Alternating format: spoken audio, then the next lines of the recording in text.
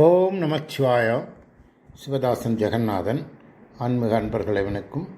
இனிய காலை வணக்கம். இப்போ நம்ம திருமுறை விளக்கம் அப்படிங்கிற பகுதியை நம்ம புதுசாக ஆரம்பித்து பார்த்துட்ருக்கோம். நம்ம முதல் பதிவில் இப்போ அந்த திருமுறை விளக்கத்தில் நம்ம இந்த அங்கமாலை அப்படிங்கிற ஒரு பதிகம், அந்த பதிகத்தை தான் நம்ம பார்த்துட்ருக்கோம். இந்த அங்கமாலை என்ற பதிகம் 4ஆம் திருமுறை, திருநாவுக்கரசர் பெருமான் எழுதிய 4ஆம் திருமுறையில் உள்ள ஒரு பாடல். இந்த அங்கமாலையில் என்ன சொல்ல வராரு திருநாவுக்கரசர் அப்படின்னா, நம்ம சொல்லுவோம் அங்கங்களையே மாலையாக்கி சிவபெருமானை அவருக்கு சூட்டி மகிழ்வது, அதுதான் அங்கமாலைங்கிறது வெளிப்படையான பொருள்.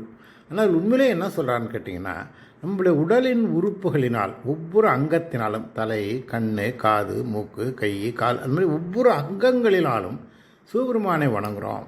அப்போ நமக்கு எப்படி அங்கங்கள் உள்ளதோ அதே மாதிரி சிவபெருமானுக்கும் நம்முடைய அவரை சகுன ரூபராக நம்ம பார்க்கும்போது, அவருடைய ஸ்தூல ரூபமாக அவர் பார்க்கும்போது அவருக்கு பலவிதமான உருவங்களை நம்ம படைச்சிருக்கிறோம். அதில் எஸ்பெஷலி இப்போ நடராஜர் உருவம் இருக்கு இல்லையா, அந்த ஒரு உருவத்தை எடுத்துட்டிங்கன்னா அதை அவர் நமக்கு ஸ்தூலமாக இருக்கக்கூடிய உருவம். அவருக்கு 3 உருவம் இருக்குல்ல, உருவம் 3 இருக்குது.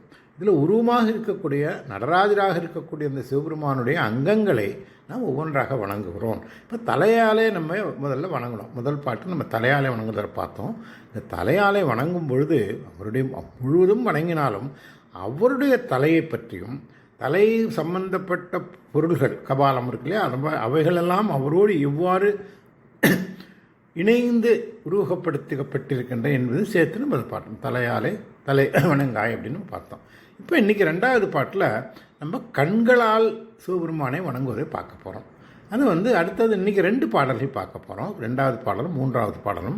2வது பாடலில் கண்களால் சிவபெருமானை நாம் காண்பதையும், அந்த கண்பினலால் நாம் எப்படியெல்லாம் பார்க்குறோம் என்பதையும், என்ன விதமான அருள் பெருமைகளையெல்லாம் நாம் அடைகிறோம் என்பதையும், அது இல்லாமல் அந்த கண்களால் அந்த சிவபெருமானுடைய கண்கள், அருளை பொழிகின்ற கண்கள் எப்படிப்பட்டவை என்பதையும் எல்லாம் விளக்குது. இது எல்லாத்தையும் நான் விளக்கமாக உங்களுக்கு பாடலை சொல்லும்போது சொல்கிறேன். இப்போ நான் இந்த 2வது பாடலை சொல்ல போகிறோம். அதாவது 4வது பதிகத்தில் 4வது திருமுறையில் 9வது பதிகத்தில் 2வது பாடல். இது அங்கமாலை. கண்கால் காண்மீன்களோ கடல் நஞ்சுண்ட கண்டன் தன்னை, என் தோல் வீசி நின்றாடும் பிரான் தன்னை. கண்கால் காண்மீன்களோ கண்களே பாருங்கள்.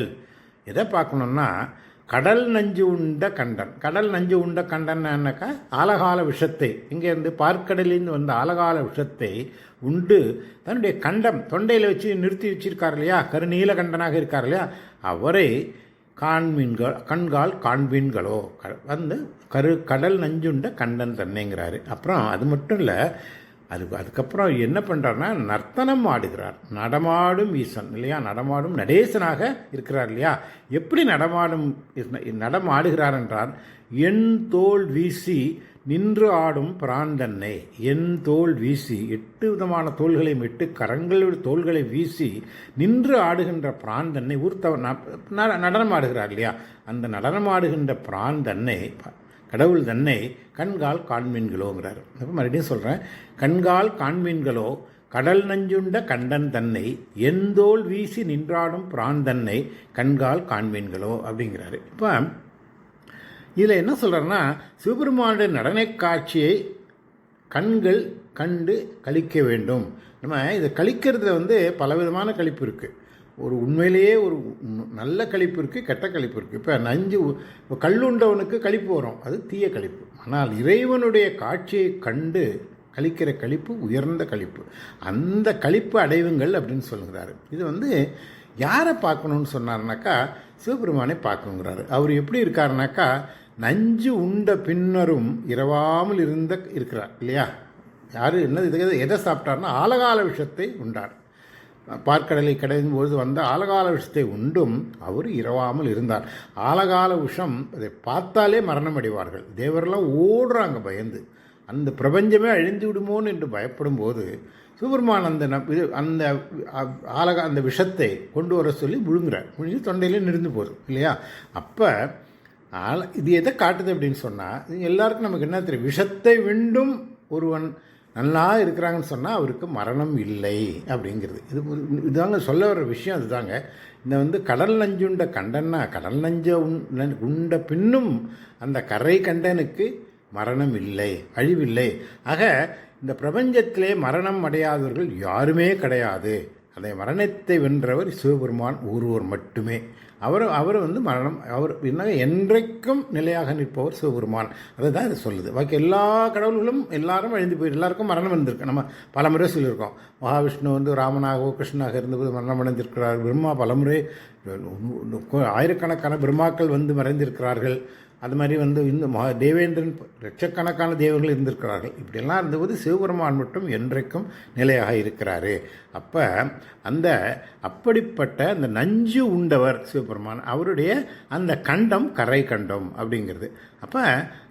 அப்போ எதை பார்க்க சொல்கிறாருன்னா, இந்த சிவபெருமானுடைய நடனக்கோலத்தை பாருங்கங்கிறாரு. கரை கண்டு பாருங்கள், கடல் நஞ்சுண்ட கண்டன் தன்னை பாருங்க. அவர் என்ன பண்ணுறாருன்னா நடனம் ஆடுகிறார். எப்படி ஆடுகிறார்னா, எண் தோல் வீசி நின்றாடும் புறான். 8 தோள்களை 8 கரங்களை வீசி நடனம் ஆடுவது நீங்கள் பார்த்துருக்கலாம். அந்த வேகமாக ஆடும்போது அந்த ராகத்துக்கு ஏற்ற விதமாக அந்த வாட்டங்கள்லாம் இருக்கும். அது நடனம் தெரிஞ்சவர்களுக்கு தெரியும். அப்போ வீசி நின்றாடும், ரொம்ப வேகமாக ஆடுறாரு. அதான் வீசி நின்றாடும் பிராந்தன்னு நீங்கள் பாருங்கள் அப்படிங்கிறாரு. இப்போ சிவபெருமான் அந்த இப்போ ஒரு நடனம் ஆடுறாங்க இல்லையா? ஒரு நடனம் ஆடும்போது நீங்கள் பல பார்த்துக்கலாம். நம்ம பரதநாட்டியம் ஆடும்போது அதில் முக்கியமான விஷயம் கான்சன்ட்ரேஷன். அந்த கான்சன்ட்ரேஷன் கொஞ்சம் கூட பிழறக்கூடாது. ஒரு சிறிது பிழறினாலும் தாளம் தப்பிவிடும், ஜதி தப்பிவிடும், நடனமே தப்பிவிடும் இல்லையா? அதே நினைவிலே ஆட வேண்டும். ஆனால் சிவபெருமான் இந்த நடனம் ஆடுகிறார். இப்போ அம்பாளோடு நடனம் ஆடுகிறார். ஆனால் இந்த நடனம் ஆடும்போதே அவர் என்ன பண்ணுறாருன்னா, பஞ்ச கிரியைகளை செய்கிறார். இந்த நடனம் ஆடுறதுனால ஏன்னா சிவபெருமானுடைய ஆட்டம் நின்று போச்சுன்னா அனைத்தும் நின்று போடும். நான் அசைந்தால் அசையும் இவ்வுலகம், நான் என் இசை நின்றால் அப்புறம் மறுபடியும் வரும் அப்படிங்கிறார் இல்லையா? உங்களுக்கு நான் அசைந்தால் அசையும் அகிலமெல்லாங்கிறார் இல்லையா? என் இசை நின்றால் அனைத்தும் நின்று விடுங்கிறார். நம்ம பார்த்துருக்கோம். அப்போ இவர் ஆடினாதான் உலகம் இயக்கம் இருக்கும். அப்போ ஆனால் அந்த ஆடும்போது அதில் மட்டும் நினைவு, அதிலேயே கான்சன்ட்ரேஷன் இருக்குங்கிறது நம்ம பார்த்துருக்கோம். ஆனால் அவர் அப்படி இல்லைங்க. அவர் பஞ்ச கிரியைகளை செய்கிறார்கள், 5 தொழில்களை செய்கிறார்கள். என்ன 5 தொழில்கள் நமக்கு தெரியும்? சிருஷ்டி, ஸ்திதி, சம்ஹாரம், திரோதனம், அப்புறம் அனுகிரகம். இந்த 5 அதாவது படைத்தல், காத்தல், அழித்தல், மறைத்தல், அருளல், இந்த 5 தொழில்களை செய்து கொண்டு அவர் நடனம் ஆடுகிறார். இப்போ நடனம் ஆடிட்டு இந்த 5 தொழிலை நிறுத்திட்டு எதை நிறுத்தினாலும் பிரபஞ்சம் இயங்கணும்னா இயங்க முடியாது. சிருஷ்டி படைப்பு இல்லைன்னா அப்புறம் படைப்பு இல்லாமல் போயிடும். அப்புறம் அதை காக்கிறதுக்கு இல்லைன்னா காப்பு இல்லாமல் போயிடும். அதனால் 5 தொழில்களையும் அவர் தான் செய்யணும். அதை செஞ்சுக்கிட்டே இருக்கார். இது எப்படி பண்ணுறாருன்னு கேட்டிங்கன்னா, இதை நாதத்திலிருந்து இதுதான் என்ன சொல்கிறாருன்னா, இந்த மாணிக்கவாச திருஞானத்தில் அழகாக சொல்லுவார். இந்த நடராஜ பெருமானை பார்த்துக்கிட்டே இருக்கணும், பார்த்து கொண்டே இருப்பார், பிறந்து கொண்டே இருக்கணுங்கிறார். பார்க்கறது மட்டும் இல்லைங்க, பிறப்பு வேணும். யாராவது பிறப்பு வேணும்னு கேட்பாங்களா? ஆனால் அவர் கேட்குறார். எல்லாரும் பிறவாமை வேண்டும்பாங்க. ஆனால் திருஞான சம்பந்தர் கேட்குறாரு. எந்த பாடல்னா அழகான பாடல்க. குனித்த புருவமும் கொவ்வை செவ்வாயில் குமின் சிரிப்பும் பனித்த சடையும் பவளம்போல் மேனியில் பால் வெந்நீரும் இனித்தமுடைய எடுத்த பொற்பாதமும் காணப்பெற்றால் மனித்த பிறவியும் வேண்டுவரே இந்த மாநிலத்தேன்னு கேட்குறாரு. அப்போ இதை காண்பதற்காக நான் பிறந்துக்கிட்டே இருக்கிறார். எனக்கு என்னுடைய தீமைகள், என்னுடைய கர்மா வரட்டும், எனக்கு துன்பங்கள் வரட்டும், பிறவி கடலில் மூழ்கட்டும், யமன் பிடிக்கட்டும், யம பயம் வரட்டும், எது வந்தாலும் இந்த 5 செயல்களை பார்க்கும்போது நான் பார்க்கணுங்கிறார். இந்த 5 செயல்கள் இந்த அவருடைய குனித்த புருவம்னு சொன்னார் இல்லையா? அப்போ இதை பார்ப்பதற்கு வேண்டும். நான் என்னுடைய கண் இதை பார்க்க வேண்டும். அதன் மூலமாக அவரை தொழ வேண்டும். இப்போ இதில் 5 சொன்னார். 5 குனித்த புருவம், அவருடைய புருவம், கொவ்வை செவ்வாயிலே அந்த குமின் சிரிப்பும், பனித்த சடை, தலையில் தடையும், பவளம்போல் மேனி, அவருடைய மேனி பவளம்போல், இனித்தமுடன் எடுத்த பொற்பாதம், அந்த பொற்பாதம், எடுத்த பொற்பாதம் இனித்தமுடையது. இன்னொரு பாதம் கீழே ஒன்று இருக்கும், அது காலில் முகலனை போட்டு அழுத்திக்கிட்டு இருக்கும். அது இனித்ததில்லை, எடுத்த பொற்பாதம் இனித்த முடியுது. இதையெல்லாம் நான் காண்பதற்கு எனக்கு மனித பிரிவம் வேண்டுமே இந்த மாநிலத்தே அப்படின்னு சொல்கிறாரு. அதனால் இந்த சிவபெருமானுடைய காட்சியை காண்பதற்கு அவரை உருவமாக இருக்கின்ற அந்த நடராஜ கோலத்தை காண்பதற்கு நம் கண்கள் வேண்டும். அது எப்படி கண்ணுன்னா, அவர் கடல் நஞ்சு உண்ட கண்டம் உடையவன், கடல் நஞ்சு உண்டு கண்டம் கருத்து என்றும் நிலையாக இருப்பவன். மீறி யாராக இருந்தாலும் கடல் நஞ்சு உண்டு இருக்க முடியாது. கடல் நஞ்சு உண்டு கண்டம் கருத்த அந்த கருநீல கண்டனை எப்படி இருக்காரு? எண் தோல் வீசி நின்றாடும் புராணம். 8 தோள்களையும் வீசி உக்கிரமாக நடனம் ஆடுகிறார். அந்த தாண்டவம் அந்த தாண்டவத்தில் பல தாண்டவங்கள் இருக்குங்க, நம்ம அதுக்குள்ளே போக வேண்டாம். அதில் காளியோடு சேர்ந்து அம்பாலோடு சேர்ந்து ஆடும்பொழுது பலவித தாண்டவங்களை ஒவ்வொரு ஸ்தலத்திலும் ஒவ்வொரு தாண்டவம் ஆடுவார். அதில் ஒரு தாண்டவம் இருக்குது. அந்த மாதிரி அந்த ஒவ்வொரு தாண்டவத்திலும் ஆடுகின்ற அந்த சிவபெருமான் அன்னை காண்பதற்கு கண்களே நீங்கள் அதை பெருமை பெற்றிருக்க வேண்டும். அதையே நம்முடைய வாழ்வின் குறிக்கோளாக கொண்டிருக்க வேண்டும் அப்படின்னு சொல்லி இந்த பாட்டை சொல்கிறாரு. கண்கால் காண்மீன்களோ கடல் நஞ்சுண்ட கண்டன் தன்னை. கண்கால் காண்மீன்களோ கடல் நஞ்சுண்ட கண்டன் தன்னை எண்தோள் வீசி நின்றாடும் பிரான் தன்னை கண்கால் காண்மீன்களோ அப்படிங்கிறாரு. அப்போ அடுத்தபடியாக இது 2வது பாட்டு. இப்போ 3வது பாட்டு இன்றைக்கி பார்க்க போகிறது. இது செவிகளை பற்றி சொல்லுதுங்க. இந்த செவிகள் நம்ம காது எதுக்கு வச்சுட்டுக்குனாக்கா கேட்குறதுக்கு. எது வேணாலும் கேட்கும். காதில் நல்லவையும் கேட்கும், தீவுகளும் கேட்கும், இனியவையும் கேட்கும், கொடூரமானும் கேட்கும். இப்போ சங்கீதம் போனோம்னா அழகான ஒரு நல்ல அழகான சகானா மாதிரி ஒரு ராகங்களை நம்ம கேட்டு இன்பமடையலாம். அதே நேரத்தில் காதுக்கே செவிப்பறையே கிழியக்கூடிய சத்தமுடைய சில இசைகளும் இருக்குது. அதை சில பேர் என்ஜாய் பண்ணுறாங்க. நம்ம அதை அவர்களுடைய கோட்பாடு. ஆனால் நம்ம இந்த செவிகள் நம்ம எதை கேட்கணும் அப்படின்னு சொன்னால், நம்முடைய நல்லவைகளை கேட்க வேண்டும், பெருமைகளை கேட்க வேண்டும். அதிலும் முக்கியமாக சிவபெருமானுடைய பெருமைகளை கேட்க வேண்டும். ஏன்னா அதை கேட்பதினால் சிவபெருமானுடைய திறம் எப்போதும் கேட்பதினால் நம்முடைய செவிகளும் திறமடையும் அப்படிங்கிறது தான் இந்த பாட்டை சொல்கிறாரு. இப்போ நான் இந்த பாட்டை சொல்கிறேன், கேட்டுங்க. 3வது பாடல். செவிகால் கேண்மீன்களோ, காதுகளே கேளுங்கள், சிவன் எம் இறை செம்பவள எரிபோல் மேனி பிரான் திறம் எப்பொழுதும். செவிகால் கேண்மீன்களோங்கிறார். செவிகளை கேளுங்கள் 2 தடவை சொல்கிறாரு. யார் என்ன கேட்கணும்? சிவன் யார்? சிவபெருமான். அது யாருன்னா என்னுடைய இறைவர். எப்படிப்பட்ட இறைவர்? செம்பவளம்னா சிவந்த, எரினன தீ எப்படி இருக்கும்? இன்னும் சிவப்பாக இருக்கும். அவர் மேனியுடைய சிவப்புக்கு ஈடு கிடையாதுங்க. செம்பவள மேனிக்கு அவருடைய பவளம்போல் மேனின்னு சொன்னார் இல்லையா? பவளம்போல் மேனியில் பால் வெந்நீரும் அப்படின்னு நம்ம குனித்த பருவத்தில் பார்த்தோம். அதனால் அவர் மேனி பவள மேனி. அம்பாளுடைய மேனி பச்சை மேனி இருக்கு, திருமாலுக்கு நீல வண்ணம். ஆனால் பவள மேனி, சிவந்த ஒளிர்கின்ற மேனி, செம்பவள மேனி உடையவர் சிவபெருமான். அதனால் செம்பவள எரிபோல், அந்த தீயை போல மேனி பிரான், அந்த மேனியுடைய பிரான், அந்த பெருமையுடைய பெருமானுடைய திறம், அவருடைய பெருமையை, அவருடைய புகழை, அவருடைய கருணையை எப்பொழுதும் செவிகால் கேள்மீன்களோங்கிறார். அதனால் செவிகால் கேள்மீன்களோ, சிவன் எம்மிரை செம்பவள எரிபோல் மேனி பிரான் திறம் எப்பொழுதும் செவிகால் கேள்மீன்களோங்கிறார். அதனால் இந்த காதில் கண்டதெல்லாம் கேட்குறதுல பிரயோஜனம் கிடையாதுங்க. நல்லவைகளை கேட்க வேண்டும். அந்த நல்லவைகளை கேட்டு எப்பொருள் யார்வார் வாய் கேட்பினும் அப்பொருள் மெய்ப்பொருள் காண்பது அறிவு. திருக்குறளில் சொல்லியிருக்காங்க. இதெல்லாம் கேட்கலாம், ஆனால் அதில் மெய்ப்பொருளே அறிய வேண்டும். அந்த கேட்பதிலே உள்ள பொருளை அறிய வேண்டும், அதுவும் மெய்ப்பொருளை அறிய வேண்டும். அது மாதிரி இப்போ சிவபெருமானை பற்றி சொல்லும்போது நீங்கள் அவருடைய திறத்தை கேட்கணும். இப்போ சிவபெருமான் மேனி செம்மையானதுன்னு சொன்னோம், பவளம்போல் மேன்றின்னு சொன்னோம். அப்புறம் தீயின் வண்ணம் என்ன? அதுவும் சிவப்பு, அடர்ந்த சிவப்பு அப்படின்னு சொன்னோம். அது பல திருமுறை பாடல்கள் சொல்லப்பட்டிருக்கு. அதுதான் நம்ம இதில் சொன்னோம். இன்னொரு அந்த சிதம்பரம் பாடலில் சொல்லும்போது அதில் பவளம்போல் மேனியில் பால் வெந்நீர்னு சொல்லி அந்த பவள மேனிங்கிறது பல இடத்துல சொல்லப்பட்டிருக்கு. இப்போ சாம்பேய கௌரார்த்த சரீரகாயை கற்பூர கௌரார்த்த சரீரகாயன்னு உங்களுக்கு இந்த அர்த்தநாரீஸ்வர ஸ்லோகத்துலையும் வரும். இந்த மாதிரி பல நிலைகளில் அவருடைய பவளமேனியை பற்றி விளக்கம் இருக்கிறது. அப்போ பவளம் மற்றும் இந்த தீ, இந்த ரெண்டுமே ரெண்டையும் சேர்த்து சிவத்துக்கு ஒன்று சொல்லியிருக்கலாம். இது பவளம் சிவம்பது, தீயும் சிவம்பது.